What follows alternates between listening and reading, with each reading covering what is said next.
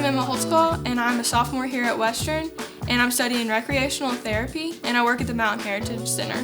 Today we're going to be making buttermilk biscuits with apple butter on top, and the apple butter that we'll be using today is actually some that my family made this past Saturday. My papa is the main person in my life who started apple butter and making sure that all of us knew how big and important it was to our family before he passed away.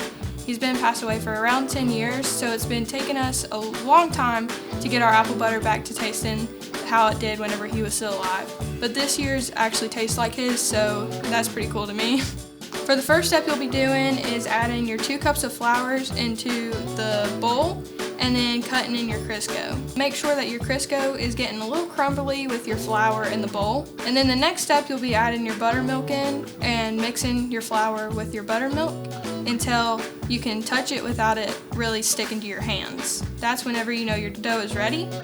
Put it on a floured surface and you'll sprinkle some flour on top of it. Then we pat it out and then fold in the dough a couple more times and then add a little bit more flour on top, pat it back out, and cut your biscuits out. And then to put it in the oven, you're going to need a greased pan. You're going to place your biscuits on the pan and then place it in the oven on 475 for around 8 to 10 minutes or whenever they're golden and brown. Everything we're making today or using today is actually pretty much homemade the whole way through. Obviously our biscuits are homemade, and then our apple butter's homemade, and even our biscuit cutter is homemade. My dad actually wood turned this, and I think it's probably one of the best biscuit cutters I've ever used. So I hope you decide to try these biscuits, and I hope you really enjoy them just like I do.